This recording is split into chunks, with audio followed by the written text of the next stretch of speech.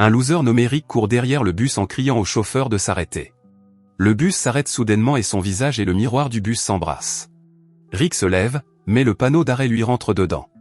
Le garçon a eu beaucoup de chance. Il essaie de monter dans le bus, mais les portes s'ouvrent et il tombe à nouveau. Il rejoint les autres élèves dans le bus pour une sortie scolaire au centre de recherche Amalgamatet. Nous faisons également la connaissance de Jill Johnson, son amoureuse, mais elle sait à peine qu'il existe. Son meilleur ami Trey lui dit d'oublier Jill, parce qu'elle n'est pas de son niveau, mais il continue à penser à elle. Lorsqu'ils arrivent au laboratoire, les étudiants sont conduits dans la section de génétique animale d'Amalgamatet, où tous les animaux sont génétiquement modifiés. Étrangement, Jill lui parle et il essaie de l'impressionner avec ses talents de photographe, mais il finit par mettre le feu à un oiseau avec le flash de son appareil.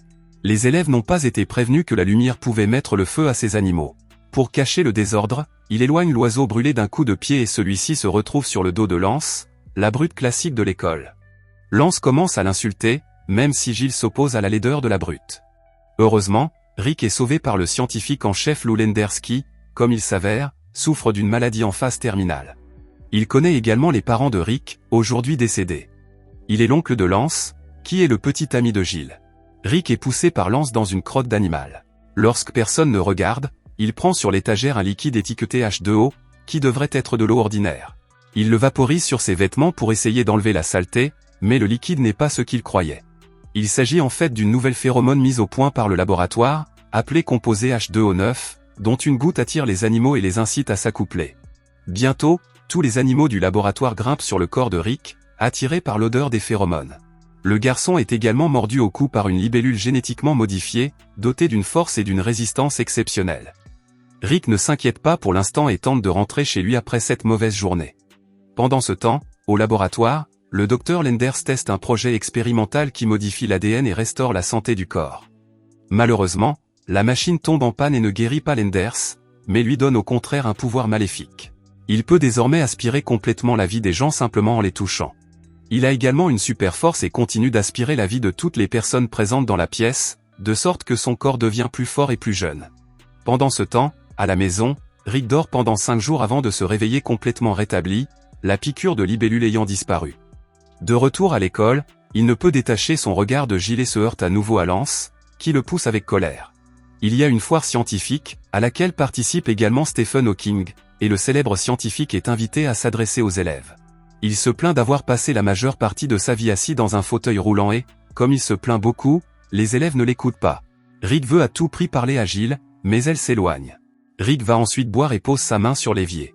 Étrangement, sa main colle à la surface de l'évier. Il essaie de la retirer et voit des petits poils pousser sur ses doigts. Il ne comprend pas ce qui se passe et, en essayant de retirer son autre main, il arrache accidentellement l'évier du mur et le plaque sur le dos de Lance. Lance se relève furieusement du sol et commence à donner des coups de poing, mais étonnamment, Rick esquive les coups. Il finit cependant par être frappé et se retrouve sur un gros professeur. Ses mains se collent aux vêtements du professeur et lorsque Rick tente de se dégager, il arrache les vêtements de l'homme. Rick tente de s'échapper de cette situation embarrassante, mais cette fois, il renverse le fauteuil roulant de Stephen Hawking, projetant le scientifique dans la boîte à abeilles. Toutes les abeilles sont libérées et poursuivent tous les élèves. Finalement, Rick s'échappe de l'école et tente de tester ses prétendus pouvoirs en escaladant un mur à main nue. Cela fonctionne parfaitement et il s'amuse à danser sur le mur. Soudain, un véhicule est sur le point d'écraser une femme âgée, mais Rick pousse la femme pour la sauver et arrête le véhicule avec son corps. Les gens se rassemblent pour le féliciter et le qualifient de héros. Rick essaie de fuir la foule après avoir vu qu'il a poussé la vieille femme dans un endroit pire que le sien. Il se précipite chez lui et retrouve son oncle et Trey. Son oncle lui lance un clou par erreur, mais Rick l'attrape facilement.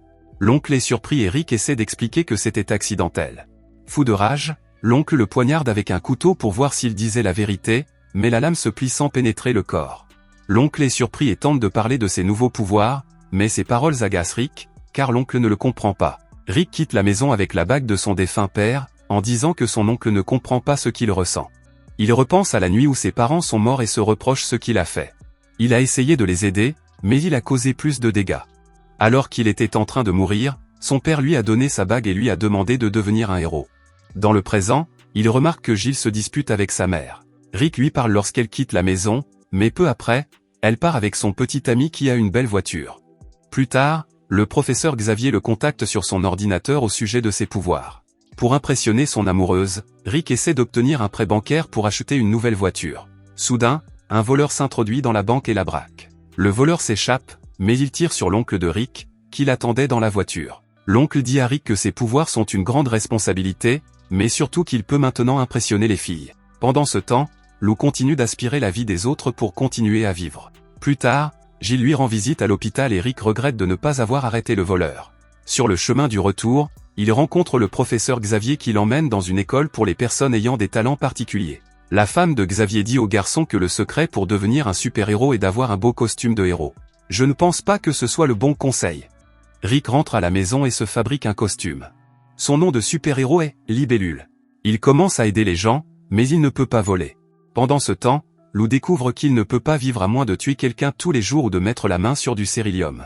Il prévoit de se procurer le sérilium dont il a besoin dans le laboratoire du professeur Hawking et se fait appeler le Sablier. Alors qu'il s'apprête à attaquer des innocents, la libellule l'attaque. Le Sablier lui lance des lames de titane, mais il tente pathétiquement de les esquiver, sans succès.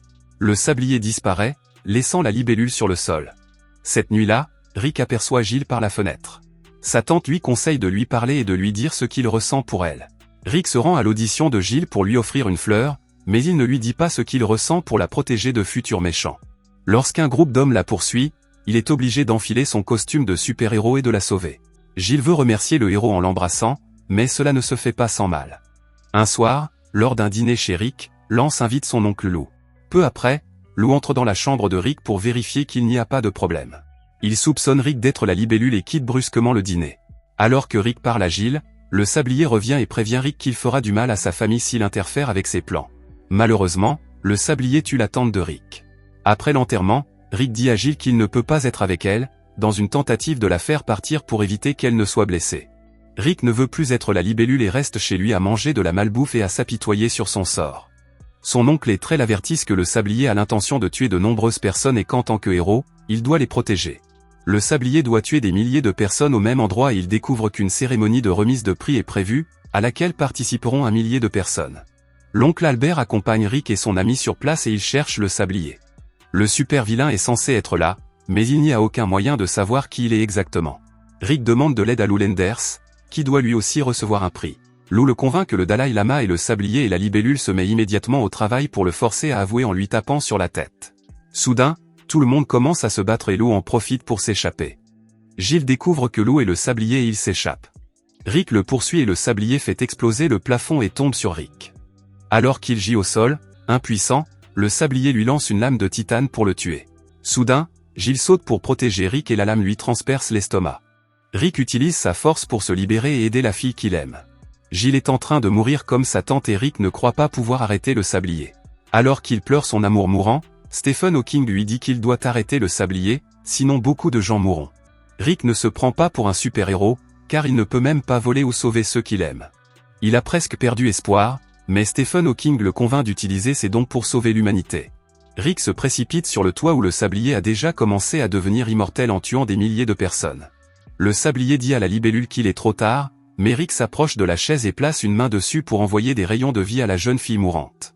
Les rayons de vie réaniment Jill et la ramènent à la vie. Mais il ne reste plus que 10 secondes avant que le Sablier ne détruise le monde entier. Il nargue la libellule et la provoque. Mais cela ne suffit pas, il veut aussi détruire la libellule. Il lui lance donc une bombe, qu'il attrape avec sa main, sachant que sa main collerait à la bombe et que Rick ne pourrait pas l'enlever. Alors que la libellule se débat avec la bombe, celle-ci se colle à son pantalon. À court de temps, d'un geste rapide, se précipite sur le méchant et s'agrippe à lui. La bombe explose, détruisant le Sablier, mais Rick reste indemne grâce à sa peau impénétrable. La force de l'explosion fait tomber Jill du toit et elle commence à faire une chute mortelle. Rick saute pour la rattraper, mais il est incapable de voler pour les sauver toutes les deux. Alors qu'il perd tout espoir, ses ailes sortent, comme celles d'une libellule. Il s'envole vers le toit avec la jeune fille dans ses bras. Elle reconnaît enfin la bague et comprend que le super-héros est Rick. Le garçon est heureux de lui révéler son identité et d'avoir sauvé le monde. Si vous voulez plus de vidéos de super-héros, commentez, abonnez-vous et laissez un like. Merci d'avoir regardé.